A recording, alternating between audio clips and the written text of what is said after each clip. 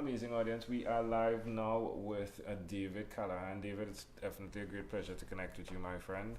The shake hand shows that he's real and there's no green screen here, right? But I just spoke with your mom, and one of the things I learned is a principle that the fruit doesn't fall far from the tree. Yeah. Right? And I think it's a testimony to the person, your mother, if she's really doing what she says she's doing, right? To have a conversation with you. So my question would be, if you had to sum up your talents, right? Like, which of your talents do you think is responsible for us connecting at this time in history? Because it's weird, right? Like, yeah. This guy from Trinidad is in your house having a conversation with you. So which of your talents do you think is responsible for that? For us connecting? Yeah. Probably my willingness to talk to people. Yeah. I'm fairly open. Like, it is kind of sudden. Yeah. A bit sudden, just a bit. Yeah, slightly. So just not being afraid to interact with people. Yeah. Who did you learn that from? My parents probably. They got me out in the open very early because they didn't want me to be afraid of people, and I feel like that's a good thing that a lot of people should know. Yeah. Has it been beneficial though, like doing that, like being the person who is out in the open, having conversations with all types of people? I feel like that's beneficial. I mean, especially when I get older, where you need to do things like networking, interacting with different people. You have like job interviews. There's a bunch of different things where you need to be comfortable talking with people. Yeah. And I feel like that's important, and I'm happy that I've learned that early on. Yeah. Why would you continue to be that guy? I mean, you've done it. Yeah. You've interacted with people. You have an idea of what the future would be like doing it. Why will you continue to be that guy? Well, like I said before, I think like with college, I want to interact with as many people as I can, so I can make as many relationships as I can, so I can like get good recommendations, so I can get good interviews, good jobs, different things like that. What's one other thing you've done consistently over the last 3 years? I feel like the main consistent thing that I've done is focusing on school. Like, if I do anything, I feel like the main aspect of me is just obtaining knowledge and like working hard in school. Because I'd say if I do anything, that's what I focus mainly on. How does that make you feel? I don't know, more secure. I feel like if I didn't have a good education, then I wouldn't be comfortable with myself. Yeah. It's like a barometer, if you would, an internal compass, if you would, that is just there. It's amazing how that works though, right? It's just something to have, yeah. Yeah, it's amazing. All right, let's switch gears, right? So I'm about to ask you some questions, but I need to amp it up, right? So let me now invite you into my time machine that is surrounded with beautiful, warm, blue Caribbean water. Okay. All right? Big amp up, right? Got it, yeah. What is your earliest childhood memory? Oh, I have a terrible memory. Just running around outside when I was like 3 years old. Yeah. I'd say most of my memories are just choppy, so nothing solid. Was it here? No, that was in a suburb in Chicago when I was a really little kid before we moved here. Like front lawn, back lawn, you just running around? Just running around. Okay. Why do you think that memory is so clear though, of all the other memories? I don't know. Most of my memories from when I was really young are choppy and random, so I have no idea. If you had to connect that memory to who you are today, is it possible? I don't know. I don't think it really relates to anything that I am today. Yeah. I think it's just something that's random that I've held on to for some reason. For some reason, right? Yeah, that I don't know. Maybe is, dive right? into that later. Yeah. Get introspective. Well, can I offer an interpretation to the thought picture you created in my mind? Sure. Yeah, I think like in the beginning of our conversation, you said how important it is for you to like focus in school right now, and like to me, like that individual who's just running around, well, cluelessly, if you would. Yeah. You understand that is one thing. It's worth one thing, but that's not the person you want to be in life. So having had that experience, you've made a decision to be this focused guy.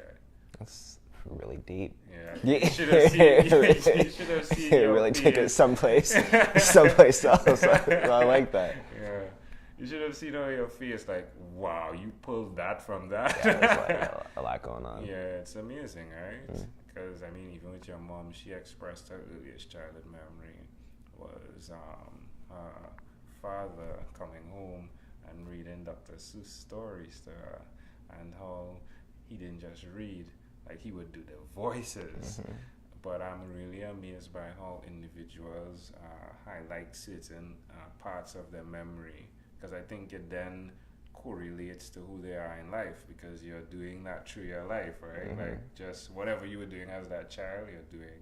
And here she is helping people now create systems that ensure that they are able to spend that time or invest that time with their families, right?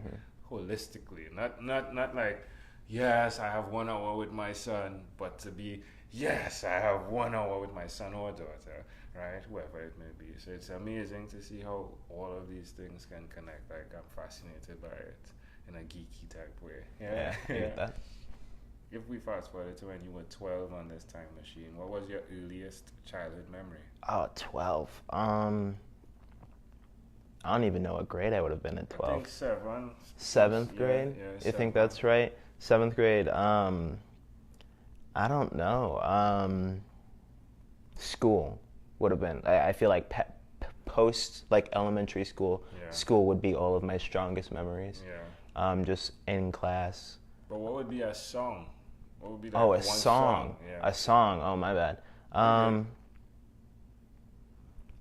Man, I'm not sure. That's an interesting question. Yeah. So, 12 years old, what's a song that you remember in 7th grade? This is stupid. It was just a fad at the time, and I legitimately didn't like the song. Right. But it was a song called G6 Right. that was very popular and very poorly made. And everyone would sing it, and everyone would be, because it'd be on the radio all the time. Yeah. And it literally only stuck in my head because it was so annoying. Yeah. I guess that's the one thing that I can remember from that time. All right.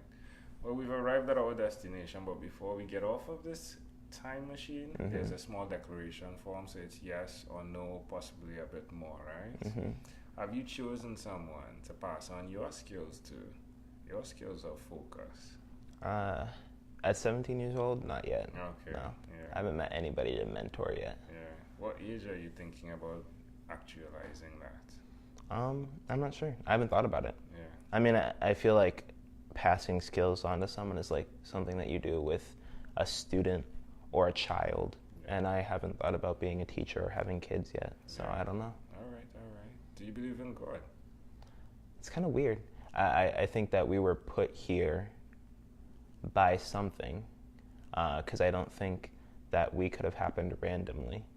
But I also don't necessarily know if I believe in any established religion. Yeah.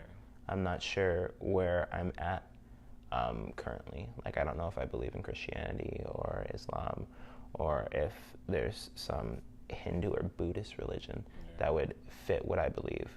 I believe that there's something more. I just don't know yet. Do you have an inner circle of friends? Yeah. Do you watch TV for more than 3 hours a day? Yeah.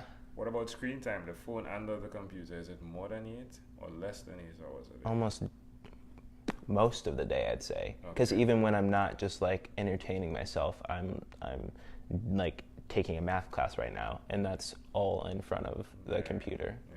So that's a lot of time. If you had to share with us your own unique, real statement, a statement that represents David Calahan, or in Trinity we would say Calahan, right? Yeah. What would you say that is? I'm not sure exactly. I remember this quote that hit me last year when I was taking my AP American History class, and we were reading some poet from like the 1860s. And I can't remember the exact quote, but I remember the idea where it's like castles in the sky, where you have lofty, seemingly unobtainable goals like a castle in the sky would be, but you just have to build your foundation up to that castle to get what you want. And I feel like That's kind of like a choppy way of explaining it, but Yeah. Well, that's something choppy that. is you, right? Yeah, that's You're true. the guy running around the That's yard. true. Yeah. So I feel like that would explain a lot of my motivations and me in general. I love it, David. This was amazing. Before we close, is there anything else you'd like to share with our amazing audience? No, I don't think so. Oh, this was great, champion. Thank you for being on Yeah. what is Thank you. inspired by 12-minute convos with Angel Jones. Appreciate it. Boom. Good. Did you have Solid. fun? Yeah. That was cool.